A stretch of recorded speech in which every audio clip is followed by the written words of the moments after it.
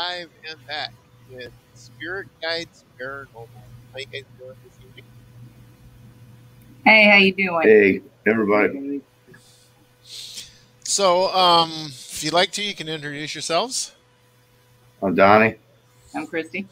Timothy. Marlon. Okay. So, I'm going to start out with a question that I generally ask everyone, and it's for viewers that haven't found any information on you or don't know you. And basically, it goes this way. What got your interest and got you started in the paranormal investigations and the paranormal itself?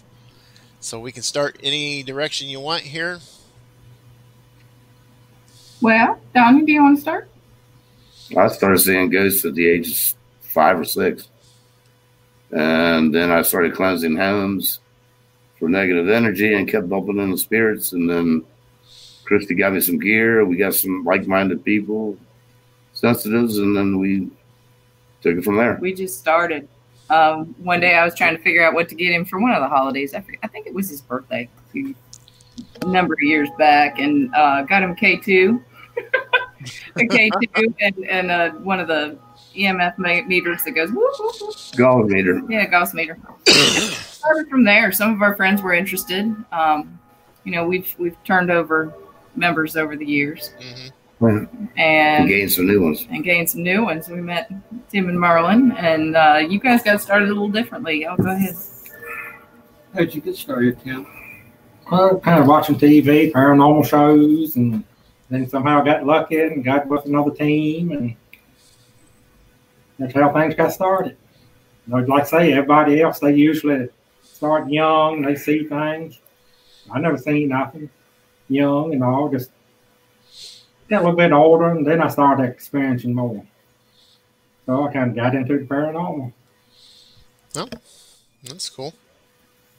Oh, it's me. Yes, you, Marlon. Okay. I can tell you that I don't remember a time in my life that I did not believe in ghosts. I saw my first one when I was about 10 or 11 that I clearly remember. Scared the hell out of me. Packed up, moved to Virginia one day, and accidentally bumped into a team that was doing it, and I wanted to see an investigation, a real one. Right. So I tagged along with some friends and ended up on a team, and then moved to another team, and here we be. That's pretty good. Yeah, I think it's always kind of paralleled a bit of a spiritual journey for Donnie and I. We've it's the universal quest to want to know what's going on the other side, and we definitely fit into that. You know, I think we mentioned that we're also Reiki masters, and that is another part of the spiritual journey. I'm sorry, I'm going to adjust our lights a little bit here. No, that's okay. I'm not sure what is going on. You touched something. Okay. All right. Sorry. Blinded by the light. So, what kind of investigations have you guys done? Oh gosh, we do both private homes and we do the big venues that everybody else does. Okay. I think for the big venues, we go in out of an abundance of curiosity and try to get clean evidence and communicate as much as we can. It's a little bit of a different process with the private homes. When we get called in, we try to figure out what's going on for folks. And that we don't make videos out of. We've got videos of our public investigations, but not so much the private ones. I think our bottom line is trying to help out both the living and the dead in that situation. Right. A lot of times, if they just understand what's going on in the house, there can be a meeting of the minds. We've been able to, the minds. We kind of bridge the gap. We bridge the gap between the two. And in most cases, it works out okay. In some cases, it doesn't. And in some, no, then it's, we have to go. People sell their house and move. Oh, yeah. Before they even gave us a chance to help us out too much, we did have some folks sell their house and move. But we've had some experiences with the helping people out. Right. So, Where are you guys located at? Virginia. Northern Virginia. Yeah. The skirts thereof. We're in the suburbs. We're in, well, the southernmost reaches of Northern Virginia. We're out in the sticks. We can't tell you exactly where because the inner sanctum doesn't want to be infiltrated at any time. Oh, that's quite all right. Quite all right. So, being in Virginia like that, have you guys ever went to Roanoke and did any investigation there? No, We've we been to haven't. Radford, which is down there. I'm sure you've heard of St. Albans Sanitarium. Yeah, I believe I have. Oh, St. Albans is a wicked one. That's not too far from Roanoke. So, in all your investigations, what's your most favorite one that you've done? Oh, goodness. Oh, now that's two different teams answering that question. Yeah, it sort of is. Tim and Merlin are relatively new to Spirit Guides. So we've been in a lot of different places. We have two other members who are not with us tonight. That's Krista, our pendulum queen, and Richard, our historian. Yeah. They couldn't be with us. Krista's still recovering from a knee. Yeah, she broke her knee real bad. She's been out and she's got another Yeah. And we want her to. We actually hoping she'll be ready for Hinsdale. Yeah, we're going up to Hinsdale House in April. But to go back to your question, gosh, one of my favorite public places was Trans-Allegheny Lunatic Asylum. That place is amazing. Trans-Allegheny Lunatics Asylum? Yeah, Yes. I keep forgetting you guys aren't anywhere near here. Try to say that 3 times fast now. No. It's a giant place. Well known for lobotomies, unfortunately. Just a place for you, Mark. Yeah, whatever. It might calm you down a little bit. The building is legit half a mile long, and it has 4 stories and 2 hallways going down each side. So you can very easily hike 10 miles while you're investigating that place. But the hallways loop. Yeah. You can go through one ward, then you go to another ward. You can't get back out until you go back around all the way back to the center. It's incredible. Oh, wow. In an 8-hour night, you better have some comfortable shoes. Yeah. What about you guys? What's your favorite place? Probably what, St. Albans? That kind of got to me. And she can tell you it got to me. There's one spot in St. Albans I kind of memory lost. That I kind of got ran up on. And then when I kind of walked away and then I kind of looked back, looks like an 8-foot shadow figure standing at the doorway. And then when we kind of left and kind of decompressed, I don't remember talking to Marilyn on the way out. She said, and I talked to you and talked to Brad. I don't remember. You don't remember that? No, I just remember going down to the house and kind of decompressed, but that part I don't remember. That's not cool. So that's kind of somewhat interesting. Kind of remember, kind of let's go, oh, I know that. I go right back to do it again. No problem. It's kind of interesting. And that's happening in broad daylight too. Well, not all hauntings happen in the evenings or at night. It can happen any time of the day. That's right. We've got places around here that people see stuff all the time, and it's a lot of times it's during the day. Hello, Dale. So, Merlin, how about you? My favorite haunted place. Well, not just your favorite haunted place, your favorite investigation you've done.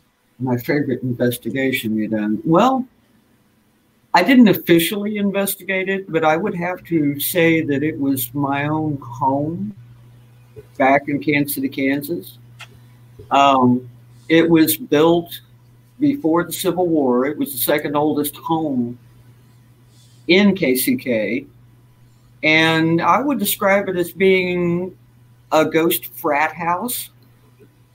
Ghost frat house.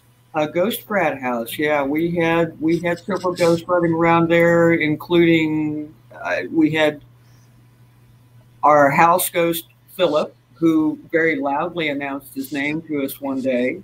Then we had a murderer that lived in the back of the house upstairs to the point that no one could go in those rooms. We had the ghost of a Scotty dog, an old lady that used to tuck my husband in and put him to bed at night.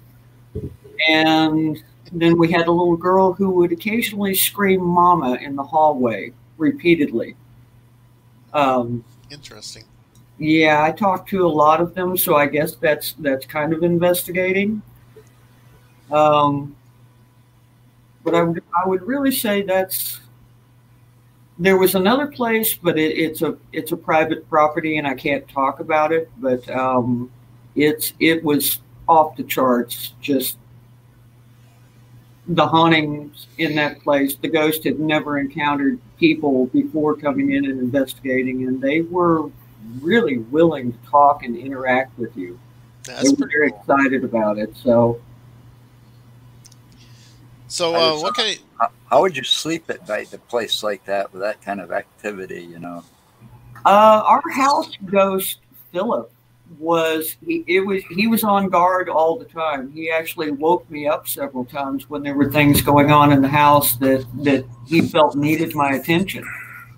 I have a very clear memory of waking up one night and watching him walk through the bedroom door, walk over to the bed, lean down, and right in my ear, he told me, "It's a good thing that I'm awake at this hour."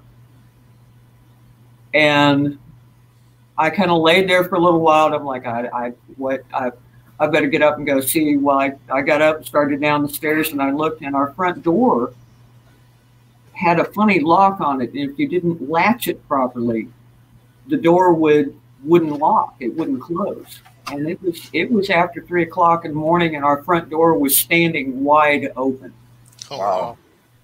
So I'd say he kept things pretty calm around the house when stuff was going on. But you know, we had cooperation in our house between the ghost and the living, and we had rules. No touching. Yeah, no touching. I didn't like that. And don't play with the electricity or the electronics. Other than that, they can just do whatever they needed to do. You know, just don't drive me crazy about it. Well, at least it was an intelligent haunting. Yeah. Sounds a little protective too. Yeah. Philip sounds like he was a little protective of you. No. Did you have any of them that were actually like what you would call a residual, which was like a video on repeat? Caught in a loop. Who's she talking to? You. Yeah.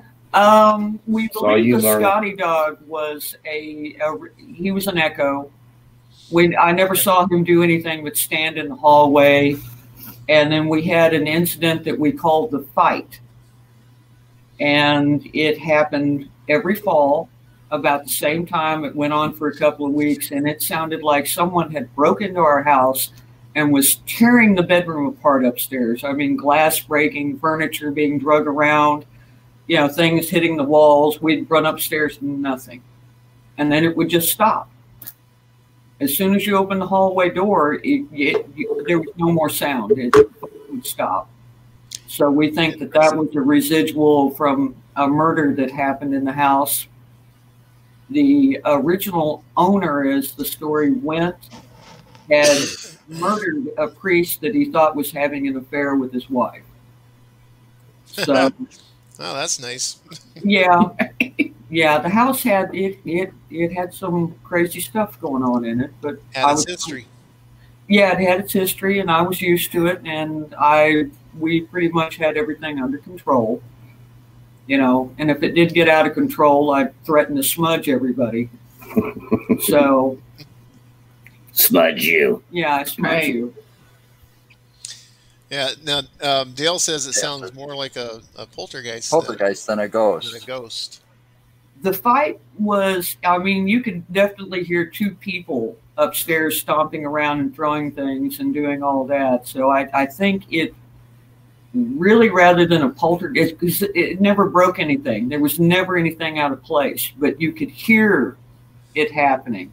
But you'd go check and there was nothing. You know, the room was exactly the same as it was before. So I think we were hearing a classic residual. Yeah, just a repeat of when the murder took place, because that would have been the master bedroom at the time that the house was built. Right. So, what kind of equipment do you guys use? Oh, we got all the junk. Well, what are you using junk for then? Come on. Well, you know, I'm kind of at a point where I'm so on the equipment, but I like having both equipment and our own senses. You guys may know. All right, now I'm going to interrupt you. We have a rule: if your phone goes off and people can hear it, you got to answer it. and tell whoever's on it that they're on the air. It's the FBI. That's it. It's the Scully and Mulder, what him? Sorry, go ahead. Hopefully we don't get flagged for that, you know. Being from the X-Files.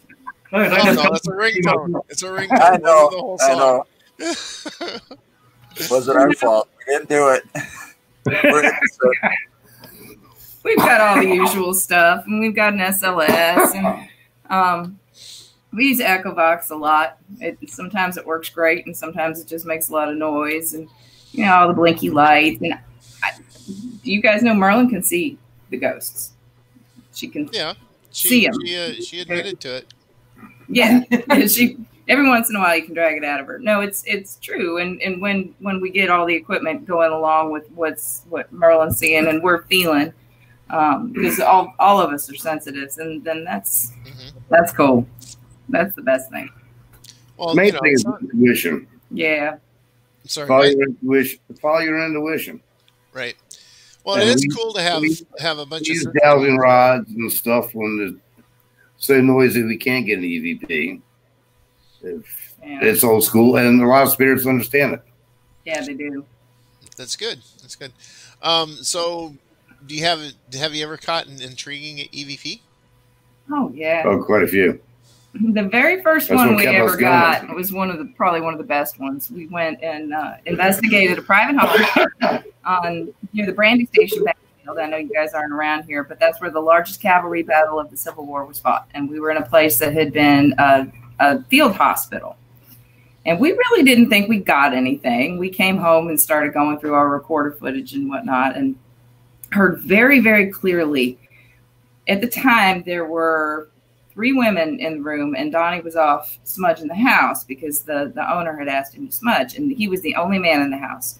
And we had been talking, and we felt somebody in the room with us. And we got home and listened to the footage and heard clear as day, one of the best EVPs we ever got, a man with a Southern accent saying, "Who's in the room? Who's in the room?" And that just blew us away because we didn't think we had gotten anything. But we learned from that moment on to introduce ourselves and be polite because we are standing in the man's living room, quite literally talking to him as if we had a right to be in his living room, and he didn't even know who we were. The house dated to the 1700s. Yeah. And his children were buried in the backyard. Yep. It was a real good learning experience for us. And so we go out of our way to be really polite unless we have a real good reason not to be. When I get thrown downstairs, then game's on. So, have you ran across any malevolent spirits? Any what kind? The kind that are just mischievous or trying to cause trouble. Yeah.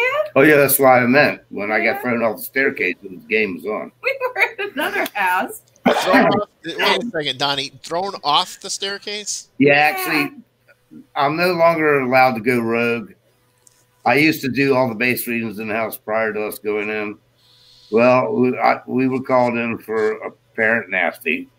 So I go in, I'm doing base readings with everything, and I'm coming down to announce what I found.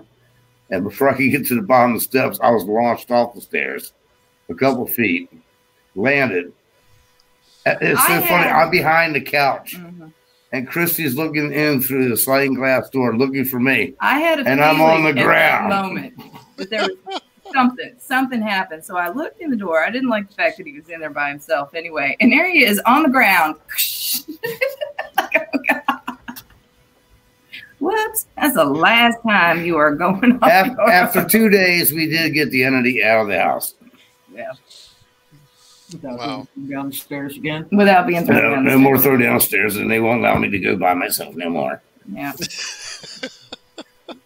You end up sprawled on the floor. It's a bad plan, man. It took me a while to get that limp out of my ankle. Yeah, you know. So you got anything upcoming that you're going to be doing? Well, you know, COVID's kind of put the crunch on everything, but we are going to Hinsdale House. We're doing this right now. Right, exactly. Yeah, we're going to Hinsdale House and Wildwood Sanitarium, which is up in northern New York. You guys probably heard of Hinsdale, haven't you? I don't recall hearing about Hinsdale, but the Wildwood Sanatorium, I believe I've heard of that one. Okay, they're both pretty close to each other.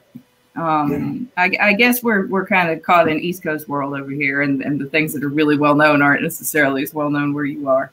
There's nothing wrong with East Coast world, because if you think about it, that's where the original 13 colonies were based out. Right, and then you got the most of the Civil War played out there, and exactly, most of the Civil War played out there too.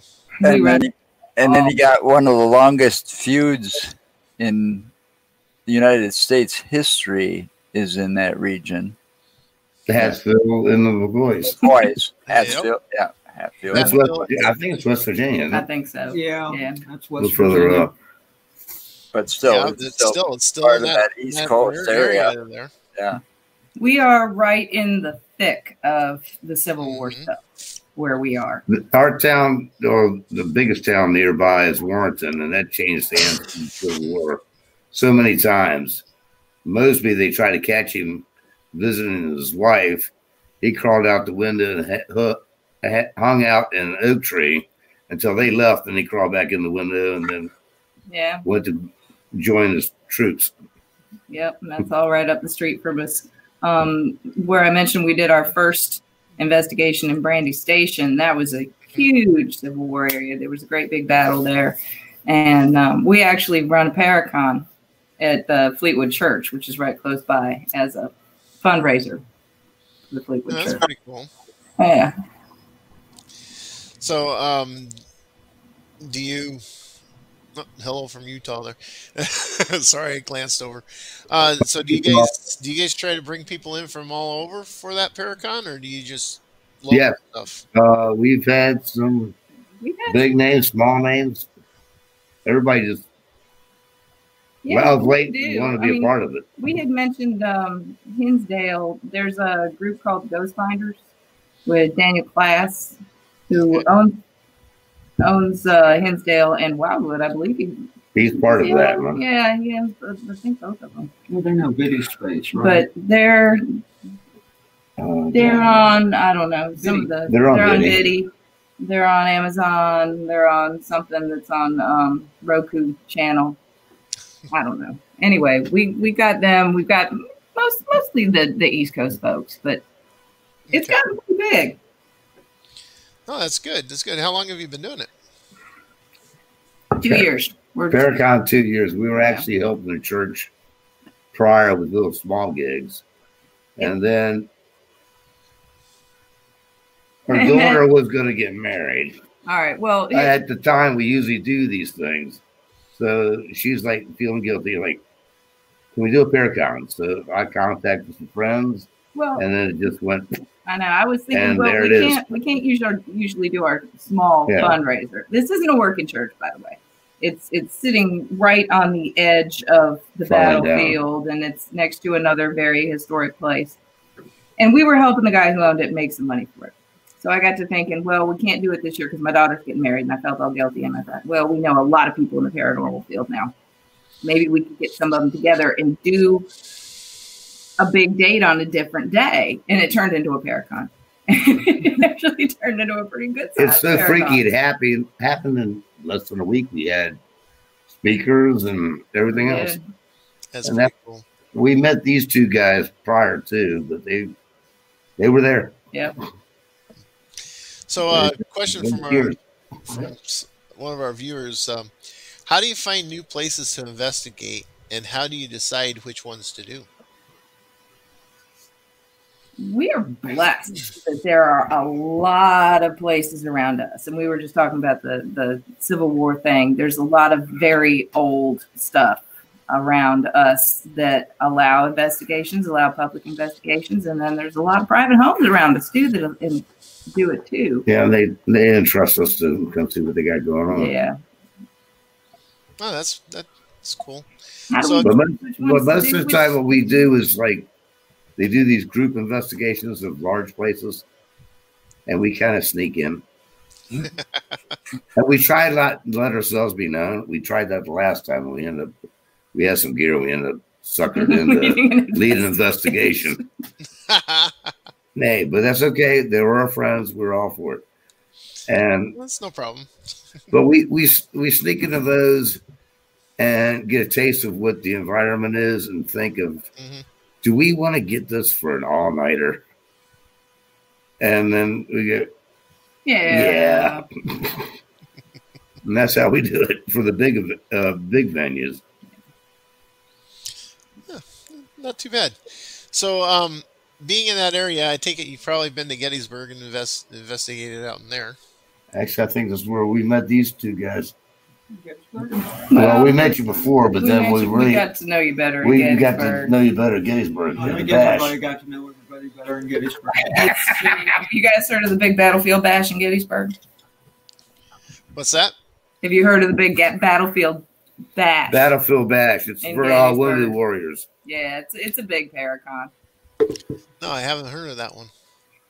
The Paracon itself is kind of a big party, but we actually, Donnie and I didn't get to investigate much, but you guys investigated Gettysburg. Yeah. Wandered around the battlefields a little bit and kind of spoke to some of the spirits out there. And I wouldn't say it was an official investigation, but it was enough to kind of get a few answers. Yeah. Familiar with Gettysburg. They liked it. So, did you have any experiences when you were out there at Gettysburg? These two did, and they won't tell you. Yeah, they may not tell you. What happened in Gettysburg? That's all right. If you don't want to say, that's fine. It's up to you. Merlin might. Give me Mike. Come on. I'm trying to think what. Oh, we drove through the field right there, and before you said something, I told you, I go, whoa, you feel that? Well, I think we drove through a regiment. Got that energy right there. I very distinctly remember asking them. I was walking around with my spirit box, talking to them, and I asked them if they were still fighting. And they said yes. Another time I went to Gettysburg because I was early on trying to figure out all this stuff that I've had all my life, but I never put to any use other than, hey, there's a ghost over there. So I really wanted to find out what a battlefield felt like. So if I was on one again or ran across it, I would understand what it was. And so I went with some friends up to Gettysburg, and we got out to go travel the battlefield, and I had my little GoPro with me, and I'm walking around looking at all the stuff, and stepped foot onto the field just away from the circle of trees that they have there. It's the battlefield around that. And that was the last thing I remembered until I woke up in the backseat of the car in West Virginia trying to figure out what happened. Wow. That's a heck of an experience. Yeah, it was very disturbing. I have little bits and pieces of it that kind of came back, but I finally found my GoPro and looked at the footage, and apparently something happened. I went down in the field. I was crawling around. I was crying. I was trying to get off the battlefield. A friend came over and got me. They took me back up to the car. I very distinctly remember some gentleman as we were going back to the car that told me to keep a stiff jaw. And I remember wanting to hit him. Wasn't me.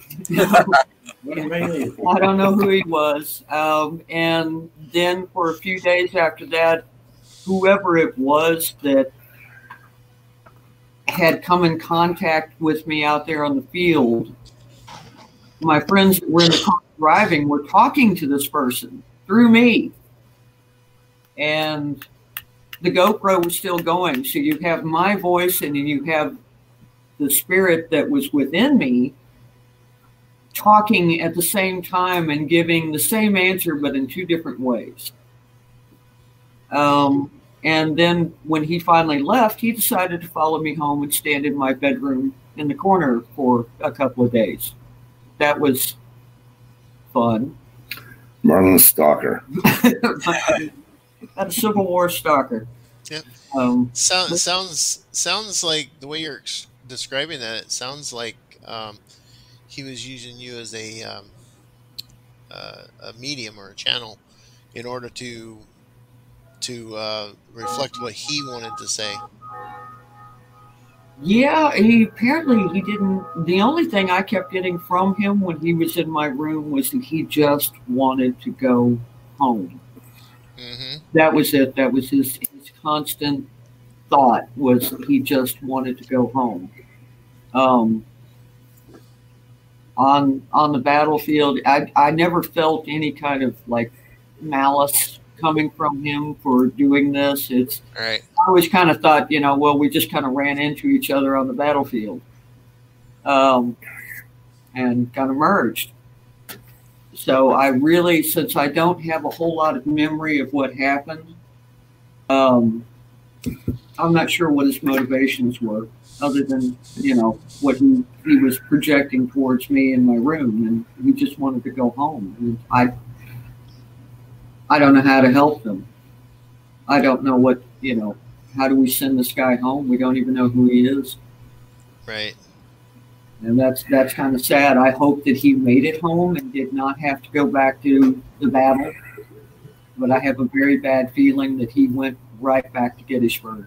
Yeah, it's possible. So we got another question from one of our viewers. Do you find more activity in a smaller setting versus a large group? Yeah, large groups are rough.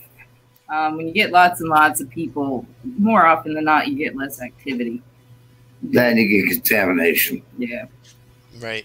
A lot of times when we end up leading a lot of groups at events. If you go in by yourself first, you can go into a room or into a building and feel the presence around you. And then you troop in with all those people, and I don't know if they just head for the corners and watch everybody, but a lot Guess what, Christmas, I'm out of here. I don't want to talk to these people. I've done this before. Yeah, exactly. Sometimes places get overhunted. Mm-hmm.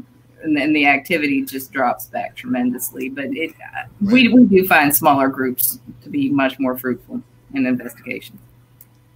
Especially those with open minds. Yeah. Oh yeah, definitely. Anytime you go into a setting or anything, you should have an open mind but not to expect you're going to find anything, but to have an open mind that there could be something there. Yeah. We've had a few skeptics. In fact, the young lad that came back again. Yeah. He had done. We did tours briefly at Graffiti House. It was local, and his grandfather brought him to. It's a Halloween thing to investigate with us, and he was a skeptic, and the gears going off, and he got pushed, blamed his brother and his grandfather for doing something. And then later, there was a rush of cold air come between us all. And he's like, so before he left, I'm like, are you skeptic still? I'm starting to believe. And we met him again a couple years later. it was Grandpa's birthday, and they came to Fleetwood Church and investigated with us. He got the same thing. So now he's more of still skeptical, which I like that. He's being nudged in the right direction. Right. It's to have an open mind. I mean, if you don't have an open mind, you're not going to sense anything. When you leave groups, there's a big difference in the group too. Some groups are scared. They are, and it seems to kind of hold down activities sometimes. And then you get other ones that have, I don't know, energy that's just more conducive to activity, and you end up getting more. Because of the region, I got a question for you. Because of the region, I'm sure you probably find it more often out there. You find places and you go into it and realize that, yeah, they're full of it. It's and debunk all of their little gadgets or whatever. I've heard of some places doing that. They just want it for the attraction.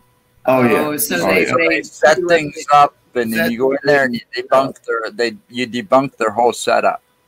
Yeah. We've heard of places doing that before. I don't know that it's ever really been done to us. In fact, we debunk ourselves so much.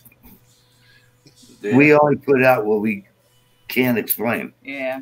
Right. But in fact, we've run a bunch of evidence before these two joined us by them because we're trusting them. Yeah. And they're like, inconclusive, or you got something. And then sometimes you just get something unexpected. Like when I mentioned Trans-Allegheny Lunatic Asylum, we kept hearing music. Like, music, what is that music? It's coming from down here. I hear it. It's definitely music. And then it turns out that there's an all-night gas station that runs music. So loud. Oh, man. So loud. So one end of the building, like the music's loud, but you can't comprehend what you're hearing. Yeah, it's kind of echoing. It's bouncing off everything. Yeah. Right. And then you're like, yeah. Yeah, track down. Where is that coming from? Exactly. Well, I find that when we do go out and do our investigations and stuff, I'm my own worst critic. I will watch the footage that we get and listen to the sound that we get over and over and over just to make sure there's something there if there is. If not, then I'm like, okay, didn't get anything this time where there's nothing there to get. Yeah. So, but I like being my own worst critic because it helps with the investigations. Oh, definitely. That makes us credible. Yeah. Yeah, it does. If we beat ourselves up and try to prove or show something that we can't explain, it's up to them. Well, that's another thing too. If I do find something on my tape that I feel might be, I'll actually, I'll admit I do kind of get excited a little bit whenever it feels like it's something that's been caught. But I will want to always try to debunk it before I even release it. Yeah. And fact, we did that. Gone back to try to recreate or debunk what we caught. And, yep. Yeah. I did that. We were at one of our we cemeteries. Don't jump to conclusions anymore. We don't do that kind of stuff. We let the viewers decide whatever you see. But we have a cemetery in Madison, Wisconsin here, and it's one of the oldest. In fact, it is the oldest cemetery in the city. And they have Civil War graves. They have World War I graves, World War II graves. And we were out there doing an investigation in 2019, and I was getting eaten alive by mosquitoes. So my camera work was a little shaky, and it kind of looked like I may have caught something at the time, and I was very unsatisfied with what I recorded.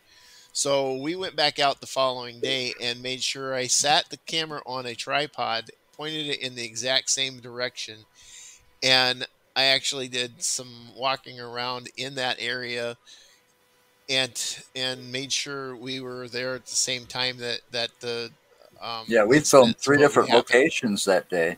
Yeah, and I was making certain, because I wanted to make sure if I did catch anything or not. And it turned out it was a play. It was actually a play on Shadowing with the sunlight. shadowing because of the sunlight. Yeah. So, Yeah.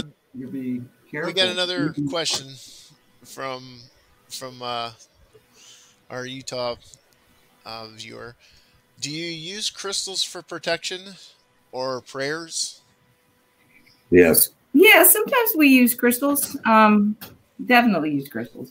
We've got the jewelry and whatnot. And since Donnie and I became Reiki masters, you can also use Reiki for protection. So we use that now too. Merlin, you had something to say? Yeah, you two have been quiet back there. And usually you Speak can't up. figure up. I love you, sweetie. Yeah, I love you too. You were talking about checking and debunking and doing all that, and it just brought to mind we had the place that was the private property, and we'd gotten some photographs of the outside, and we were going through the photographs, and there in this attic window was very distinct. There was no way you could pass this off as your eyes playing tricks on you. Was this ghostly face with the hands and fingerprints and fingers up on the window looking down at everybody, and I'm like, oh my God, look at this. Mm-hmm. I'm like, that there's no way this can be as wow.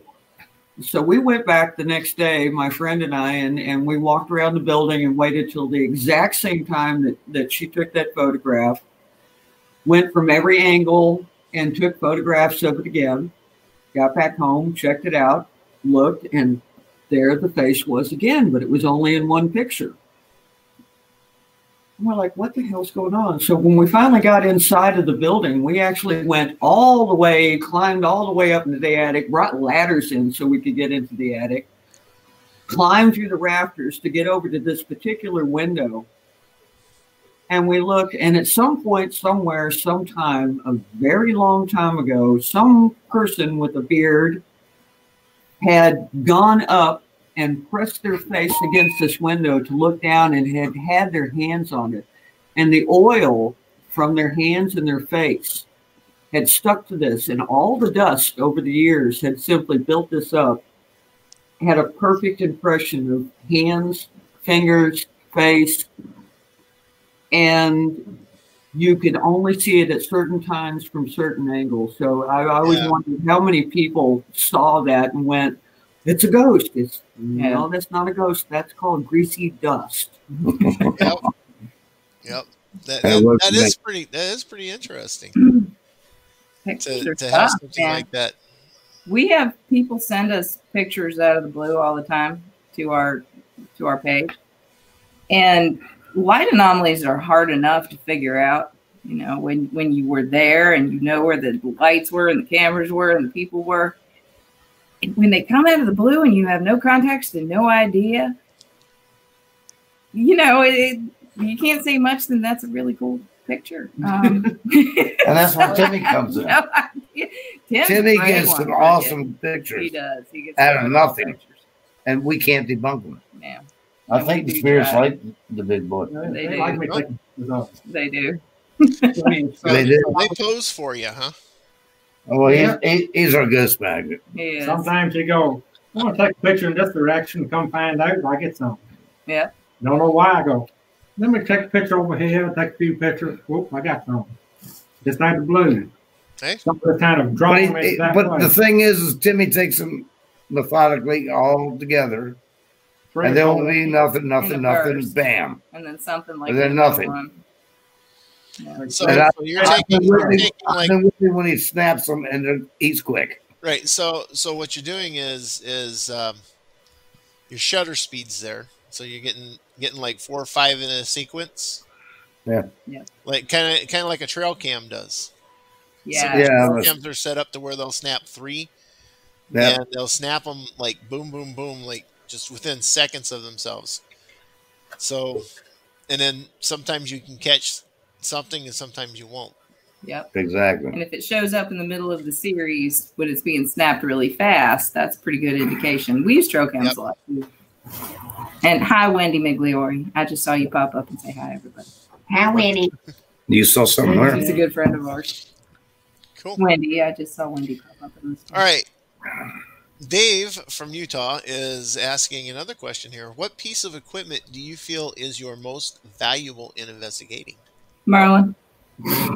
I was just going to say, I'm going to go with Marlon for part of it, but all of our intuition is the main part. Without it, you're not going to find them. Right. Common sense, instinct, knowledge. You're just your feelings when you're in the area. Yep. I mean, you're going to trust that more than you trust anything else or any piece. Well, at the exchange, when we were there and we got suckered into lead a group, and activity stopped. So I'm like, all right, Christy, hang here. I'm gonna walk over here in this room, and I'm like, Christy, come here. What do you think? Yep. So we got the whole group to go in there. And so the group came in. Now, Christy's evil because while we're in the room, everybody's gear starts going off the head, Annie. So we're going, okay. Christy asked a question. It was a trick question. What do you feel is in here? And do you feel like it's male or female? Yeah, male or I was female. trying to make the point that your own senses are the most important trying thing to that you tune them in. If we're going to lead an investigation, you paid for it. We want you to get all the experience you can get. It's your investigation. You paid for it. And she asked the question, what do you feel? A few people said male. Said female. She turns to me and goes, Donnie, I said both. And right after that, which was so freaky, nobody had their recorders going. We all heard a baby cry. Yeah. And they were carrying a baby. The ones that we picked up on were carrying a baby. Wow. That's pretty cool. And somebody just on the stream said, where can I buy a Merlin? You can't buy a Merlin. She's not for sale. Nor any dolls that she has made for me.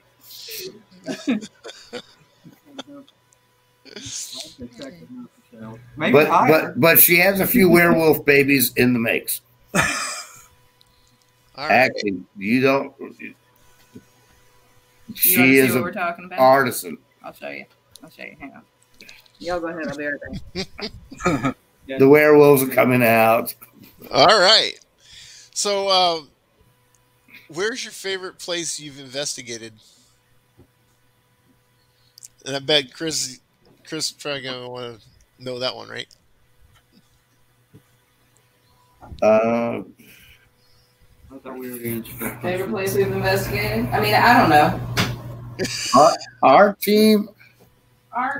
Some of our home investigations, I think, have been some of the best ones. The thing we enjoy the most is private investigations because we bring everybody some closure or some balance in what they're experiencing. Right. That's pretty cool. New ghost. And New ghost. Nothing new people. Not.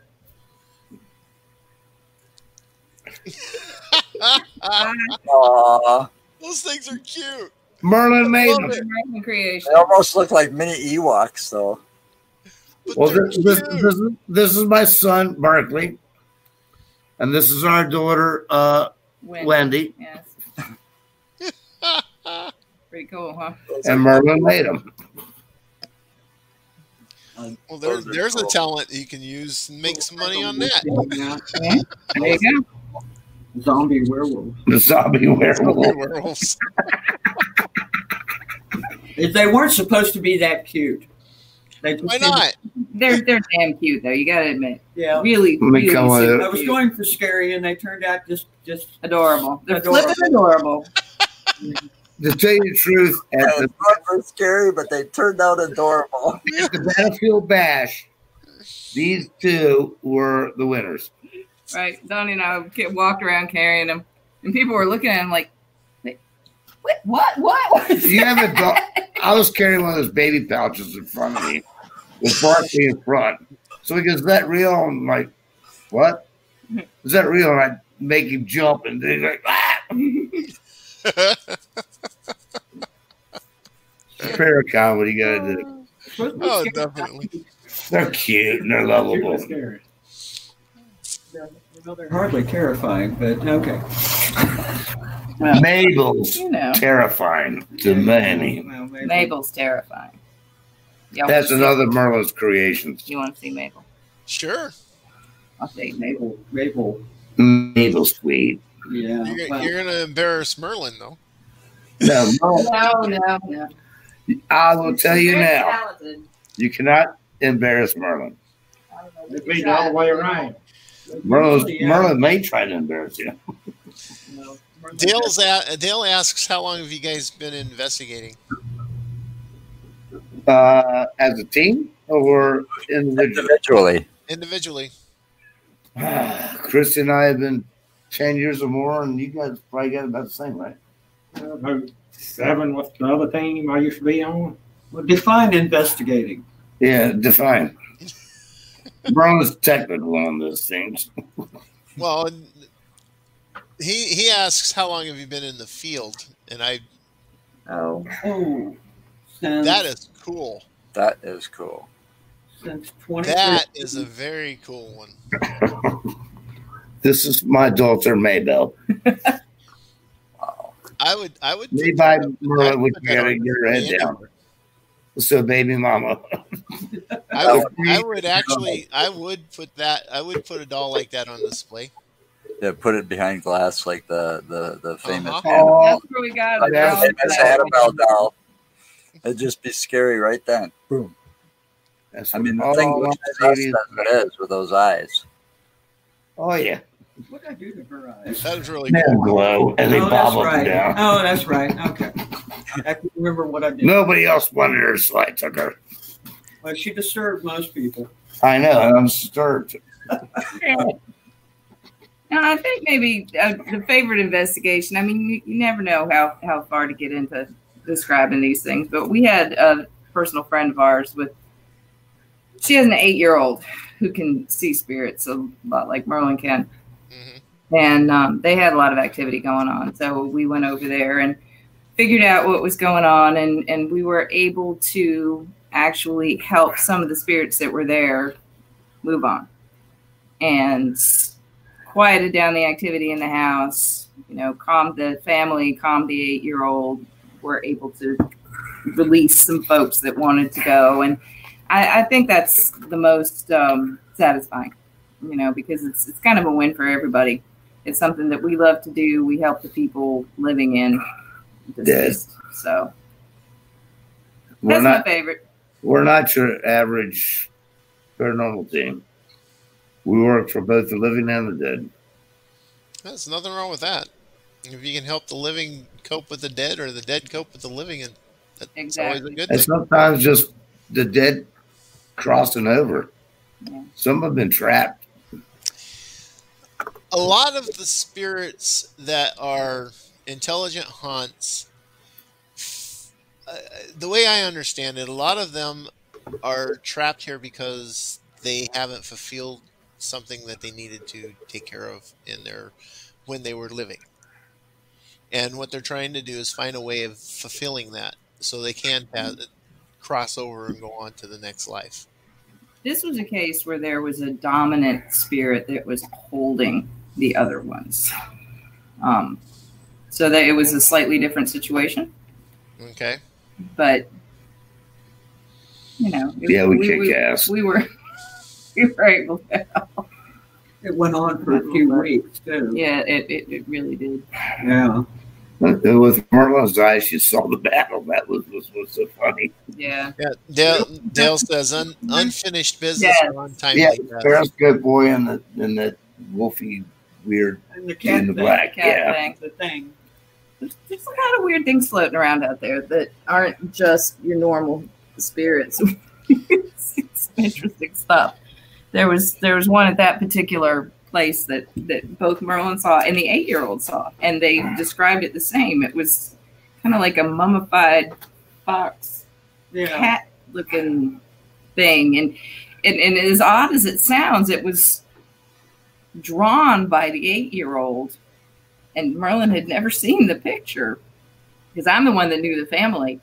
And she went there and saw the thing and described it exactly as the 8-year-old had drawn it, although she hadn't even known that the 8-year-old had drawn it. So it was a very strange situation. And our native brother had seen it.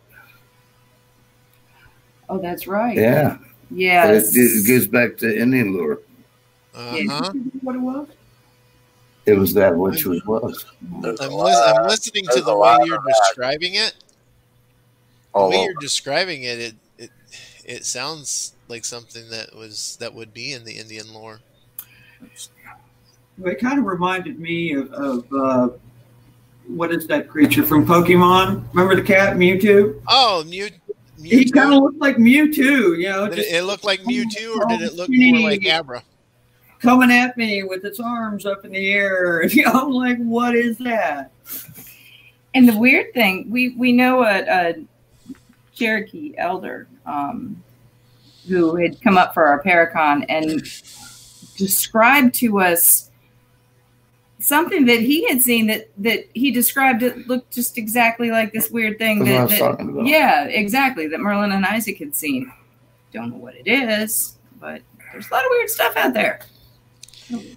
There is a lot of stuff out there that is very strange and unexplained. That's why we try to cover the entire spectrum. So, I got a question for you. Mm-hmm. What's the #1 place on your bucket list that you'd like to get to in the future? That's a really good question. In the world or in the world? Doesn't matter. Anywhere. There we go. You know, I always kind of wanted to go to some Irish castles to do some investigation. Castle. What? Can't remember the name of it. Which one? No, nearby or far away? England. Which one in England? There's a boatload of them. All of Yeah, I've been, all of them. I would love to investigate in Europe. I really would. Scotland, Ireland. You know, I've a lot of interesting history there. Truly. I've been over there, but I never had the opportunity to investigate. The one I want to go to is the one that's on the ley line on top of the hill. It's a church. He's Rosalind Chapel. Rosalind Chapel.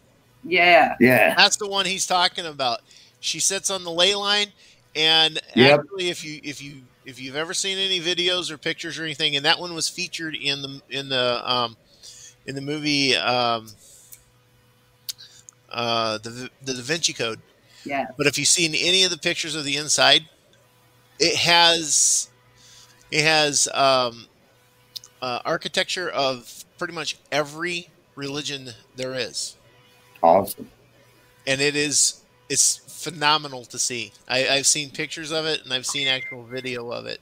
I'm up for the effect that it apparently has on people. Yes, and then it has the links to the Templars. Yep. Yeah, it's supposed to have a link to the Templars as well. Yeah, but yeah, I would absolutely love to go check that out. It's just to see if I could sense any of the energy that's coming off of it. All right, so when we plan this gig, you guys. Where's Tim want to go? Tim, where do you want to go? Any place like that. Tim's in. Like that? So maybe go to Dracula's castle. Oh, there you go. Yeah, I'd like to go to the lad's castle. Dracula's? That would be kind of interesting, too. Yeah.